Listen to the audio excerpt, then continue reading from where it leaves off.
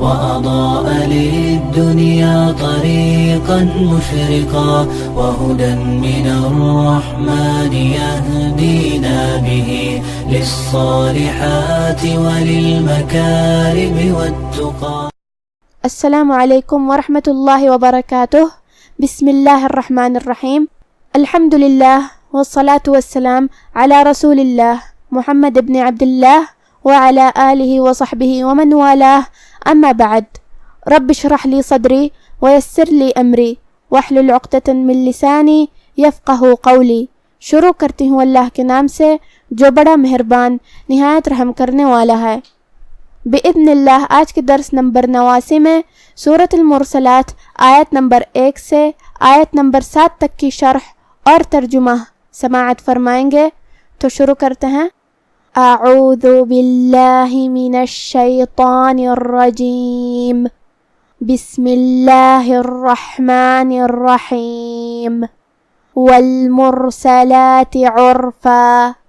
کلمت والمرسلات میں یہاں جو کہ حرف را پہ جزم ہے تو را کا حکم ہوا تفخیم کیونکہ اس سے پہلے والے حرف پہ مطلب میم پہ پیش ہے، لہذا ہم حرف را کو بھاری آواز میں پڑھیں گے. لام کے بعد یہاں کھڑا زبر ہے تو یہاں مد طبیعی ہوا، ہم اپنی آواز 2 مد کے برابر لمبی کریں گے. آخری میں جو کہ تا کے نیچے زیر ہے لہذا ہم حرف تا کو ظاہر کریں گے اور اسے زیر سے ادا کریں گے. کلمت عرفہ میں یہاں حرف العین کو ہم حلق کے درمیان والے حصے سے پڑھیں گے. پھر جو کہ یہاں بھی را پہ جزم ہے اور اس سے پہلے والے حرف پہ مطلب عین پہ پیش ہے تو ہم حرف الرا کو بھاری آواز میں پڑھیں گے. آخر میں فا پہ جو کہ تنوین زبر ہے، اگر ہم یہ آیت کو اگلے آیت کے ساتھ ملا کے پڑھیں تو جو کہ حرف الفا کلمت فالعاصفات میں حروف الاخفاء میں سے ہے اور اخفاء کا معنی ہے چھپا دینا، تو ہم یہ تنوین کو چھپاتے ہوئے لیکن غنہ کے ساتھ یہ حکم کو ادا کریں گے. عرفا فالعاصفات. لیکن ہم کلمت عرفہ پہ رکیں گے تو اس پہ مد الف سے رکیں گے، مطلب ہم آخری میں اپنی آواز 2 مد کے برابر لمبی کریں گے. والمرسلات عرفا فالعاصفات عصفا. کلمت فالعاصفات میں یہاں جو کہ حرف العین کے اوپر کھڑا زبر ہے تو یہاں مد الف ہوا، اس کا دھیان رہے. پھر حرف الصاد ہے، صاد حروف التفخیم میں سے ہے تو ہم حرف الصاد کو بھاری آواز میں اور منہ پھلا کے ادا کریں گے. کلمت عصفہ میں بھی حرف الصاد کا دھیان رہے جو کہ یہاں فا پہ تنوین زبر ہے. اگر ہم یہ آیت کو اگلی آیت کے ساتھ ملا کے پڑھے تو حرف الواو کلمت والناشرات میں حروف الادغام بغنہ میں سے ہے اور ادغام کا معنی ہے حرف کو حرف میں داخل کرنا، لہذا ہم یہ تنوین کو واو میں ملا کے غنہ اور تشدید کے ساتھ یہ حکم کو ادا کریں گے. عصفا والناشرات. لیکن ہم کلمت عصفہ پہ رکیں گے تو اس پہ مد الف سے رکیں گے. فالعاصفات عصفا والناشرات نشرا. کلمت والناشرات میں یہاں نون پہ تشدید ہے جو کہ تشدید کی اصلیت 2 حرف ہوتی ہے، جیسا کہ یہاں حرف النون ہے تو یہ 2 نون ہے، نون ساکن اور نون متحرک، لہذا ہم حرف النون کو 2 حرف کے برابر پڑھیں گے.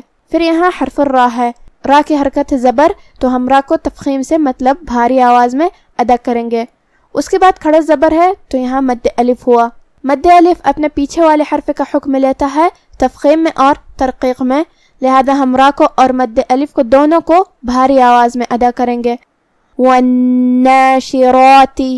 کلمت نشرا میں بھی یہاں جو کہ شین پہ جزم ہے لہذا ہمیں شین کو ظاہر کرنا ہے اور ہم شین کو زبان اور اوپر کے تالوں کے درمیان سے ادا کریں گے.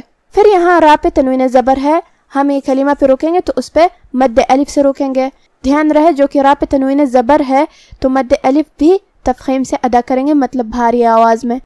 نشرا والناشرات نشرا فالفارقات فرقا. کلمت فالفارقات میں یہاں را کے نیچے زیر ہے تو را کا حکم ہوا ترقیق، مطلب ہم را کو ہلکی آواز میں پڑھیں گے. پھر حرف القاف ہے، قاف کی ادائیگی زبان کے جڑ اور تالوں کے نرم حصے سے ہے. قاف حروف التفخیم میں سے بھی ہے تو ہم اسے بھاری آواز میں ادا کریں گے، جو کہ اس کے بعد کھڑا زبر ہے تو یہاں مد الف ہوا تو ہم قاف کو اور مد الف کو دونوں کو بھاری آواز میں پڑھیں گے. کلمت فرقہ میں یہاں بھی را کا حکم ہے تفخیم. ہم حرف را کو بھاری آواز میں پڑھیں گے، پھر قاف کو اور مد الف کو بھی بھاری آواز میں پڑھیں گے. فرقا، فالفارقات فرقا، فالملقیات ذکرا. کلمت فالملقیات میں یہاں لام ساکن ہے، لہذا ہم حرف اللام کو ظاہر کریں گے، پھر ہمیں قاف کو بھاری آواز میں پڑھنا ہے. کلمت ذکرا میں یہاں حرف الدال کی ادائیگی زبان کے سر اور اوپر والے دانتوں کے اندرونی کناروں سے ہے. پھر کاف ساکن ہے تو یہاں کاف کو ہمیں ہمسے سے ادا کرنا ہے. ہمسے کا معنی ہے کہ حرف کی آواز ایسے کمزور ہو کہ اس میں پستی پائی جائے. پھر را پہ جو کہ تنوین زبر ہے تو ہم را کو اور مد الف کو دونوں کو تفخیم سے مطلب بھاری آواز میں ادا کریں گے، اور آخری میں یہ کلمہ پہ رکیں گے تو اس پہ مد الف سے رکیں گے. اور اگر یہ کلمہ کو اگلی آیت کے ساتھ ملا کے پڑھے تو جو کہ حرف العین کلمت عذرا میں حروف الاظہار میں سے ہے، اور اظہار کا معنی ہے ظاہر کرنا، اور تنوین کی اصلیت نون ساکن ہے، لہذا ہم یہاں تنوین ظاہر کریں گے اور اسے نون ساکن پڑھیں گے اور بغیر غنہ سے یہ حکم کو ادا کریں گے. ذکرا عذرا، لیکن ہم کلمت ذکرا پہ رکیں گے تو اس پہ مد الف سے رکیں گے. فالملقیات ذکرا عذرا او نذرا. کلمت عذرا میں یہاں حرف الدال کا دھیان رہے جو کہ را پہ تنوین زبر ہے، اور اس کے بعد حرف الالف ہے کلمت او میں. الف حروف الاظہار میں سے ہے، لہذا ہم یہاں تنوین ظاہر کریں گے اور اسے نون ساکن پڑھیں گے اور بغیر غنہ سے یہ حکم کو ادا کریں گے. عذرا او نذرا انما توعدون لواقع. کلمت انما میں یہاں نون کی تشدید کا دھیان رہے، ہم اسے دو حرف کے برابر پڑھیں گے. کلمت لواقع میں یہاں قاف کے نیچے زیر ہے تو اس کا دھیان رہے، آخری میں حرف العین پہ رکیں گے تو اس پہ جزم سے رکیں گے تو ہم حرف العین کو ظاہر کریں گے. انما توعدون لواقع.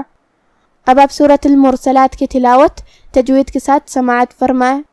بسم اللہ الرحمن الرحیم والمرسلات عرفا فالعاصفات عصفا والناشرات نشرا فالفارقات فرقا فالملقيات ذكرا عذرا أو نذرا إنما توعدون لواقع.